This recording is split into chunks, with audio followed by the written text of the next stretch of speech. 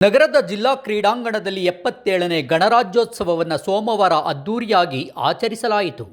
ಜಿಲ್ಲಾ ಉಸ್ತುವಾರಿ ಹಾಗೂ ಕಂದಾಯ ಸಚಿವ ಕೃಷ್ಣ ಬೈರೇಗೌಡ ಅವರು ರಾಷ್ಟ್ರ ಧ್ವಜಾರೋಹಣ ನೆರವೇರಿಸಿ ಗಣರಾಜ್ಯೋತ್ಸವ ಸಂದೇಶ ನೀಡಿದರು.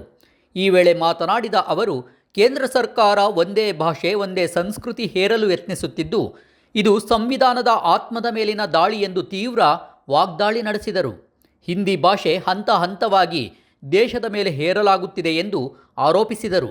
ಇದೇ ವೇಳೆ ಕರ್ನಾಟಕದ ಆರ್ಥಿಕ ಶಕ್ತಿಯನ್ನು ಕುಂದಿಸುವ ಕೆಲಸವು ಕೇಂದ್ರದಿಂದ ನಡೆಯುತ್ತಿದೆ ಎಂದ ಅವರು, ಹಣಕಾಸು ಆಯೋಗದಲ್ಲಿ ರಾಜ್ಯದ ತೆರಿಗೆ ಪಾಲು ಕಡಿತಗೊಂಡಿರುವುದು ಅನ್ಯಾಯ ಎಂದು ಆಕ್ಷೇಪಿಸಿದರು. ರಾಜ್ಯಗಳು ಶಕ್ತಿಶಾಲಿಯಾಗದೆ ದೇಶ ಪ್ರಗತಿ ಸಾಧ್ಯವಿಲ್ಲ ಎಂದು ಸ್ಪಷ್ಟಪಡಿಸಿದ ಸಚಿವರು, ನರೇಗಾ ಯೋಜನೆಯನ್ನು ದುರ್ಬಲಗೊಳಿಸುವ ಮೂಲಕ ಬಡವರಿಗೆ ಅನ್ಯಾಯ ಮಾಡಲಾಗುತ್ತಿದೆ ಎಂದರು. ಕಾಪಾಡತಕ್ಕಂತಹ ಕೆಲಸ ನಮ್ಮ ದೇಶದಲ್ಲಿ ಆಗಿದೆ.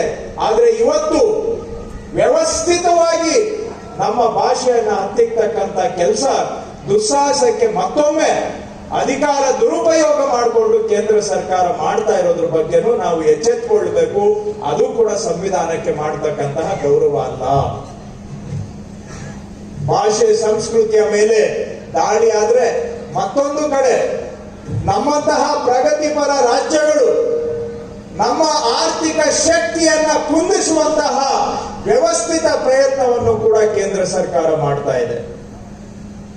ಕರ್ನಾಟಕ ಒಂದು ರೀತಿ ದೇಶಕ್ಕೆ ಕೊಡುಗೆಯನ್ನ ಕೊಡ್ತಕ್ಕಂತಹ ಅಕ್ಷಯ ಪಾತ್ರೆ ಕರ್ನಾಟಕ ಅಂತ ಹೇಳ್ಬಹುದು.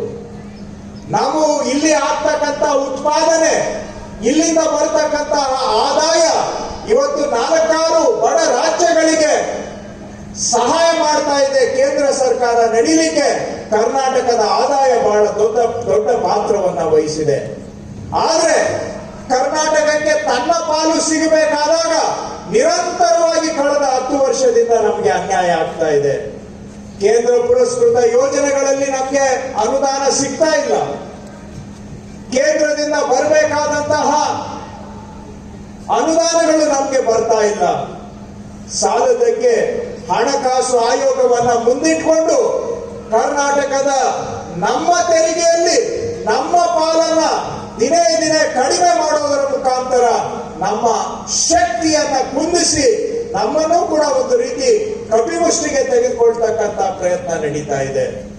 ಹೋದ ಹಣಕಾಸು ಆಯೋಗದವರು ನಮ್ಮ ರಾಜ್ಯದ ಪಾಲು ತೆರಿಗೆಯಲ್ಲಿ ನಮ್ಮ ಪಾಲನ್ನ 23% ಕಡಿತ ಮಾಡಿ ಇವತ್ತು ಕರ್ನಾಟಕವನ್ನ ಆರ್ಥಿಕ ಸಂಕಷ್ಟದ ಕಡೆಗೆ ದೂಡುವಂತಹ ಪ್ರಯತ್ನ ಮಾಡಿದ್ದಾರೆ. ಈಗ ಮತ್ತೊಂದು ಹಣಕಾಸು ಆಯೋಗ ತನ್ನ ವರದಿಯನ್ನ ಕೊಡುವಂತ ಘಟ್ಟಕ್ಕೆ ನಾವು ಬಂದಿದ್ದೇವೆ. ಕಳೆದ ಬಾರಿ ಏನಿತ್ತು, ಕನಿಷ್ಠ ಅಷ್ಟಾದರೂ ತೆರಿಗೆಯಲ್ಲಿ ನಮ್ಮ ಪಾಲು ಕೊಡುವಂತ ಕೆಲಸ ಮಾಡಬೇಕು. ಅದಕ್ಕಿಂತ ಹೆಚ್ಚಿಗೆ ನಮ್ಮ ಪಾಲನ್ನ ಕೊಡಬೇಕು. ಯಾಕಂದ್ರೆ ದೇಶಕ್ಕೆ ಆದಾಯ ಕೊಡುಗೆ ಕೊಡ್ತಕ್ಕಂಥದ್ರಲ್ಲಿ ಕರ್ನಾಟಕ ಇಡೀ ದೇಶದಲ್ಲಿ 1ನೇ ಸ್ಥಾನದಲ್ಲಿದೆ.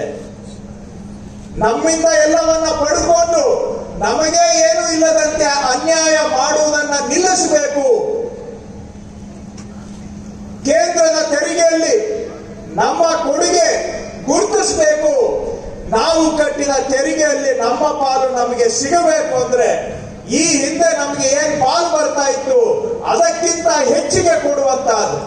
ಅಂದ್ರೆ ಹಿಂದೆ 10 ವರ್ಷಗಳ ಹಿಂದೆ UPA ಸರ್ಕಾರ ಇದ್ದಾಗ ಶಿಫಾರಸು ಮಾಡಿದರ ಪ್ರಕಾರ ಕರ್ನಾಟಕಕ್ಕೆ 4.7 ಭಾಗ ನಮಗೆ ತೆರಿಗೆಯಲ್ಲಿ ನಮ್ಮ ಪಾಲು ಸಿಗ್ತಾ ಇತ್ತು. ಈ ಬಾರಿ 4.7ಕ್ಕಿಂತ ಹೆಚ್ಚು ಪಾಲನ್ನ ಕರ್ನಾಟಕಕ್ಕೆ ಕೊಟ್ಟಲ್ಲಿ ಮಾತ್ರ ನಮ್ಮ ಅನ್ಯಾಯಕ್ಕೆ ಸರಿದೂಗಿಸಿದಾಗೆ ಆಗುತ್ತೆ.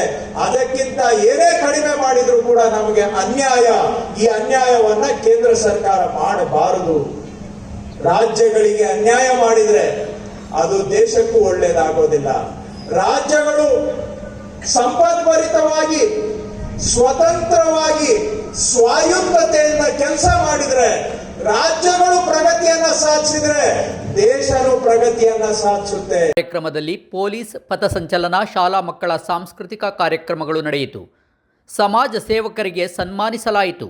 ಈ ಸಂದರ್ಭದಲ್ಲಿ ಸಂಸದ ಶ್ರೇಯಸ್ ಪಟೇಲ್, ಶಾಸಕ ಎಚ್.ಪಿ. ಸ್ವರೂಪ್ ಪ್ರಕಾಶ್, ಜಿಲ್ಲಾಧಿಕಾರಿ ಲತಾಕುಮಾರಿ ಸೇರಿದಂತೆ ಹಲವರು ಉಪಸ್ಥಿತರಿದ್ದರು.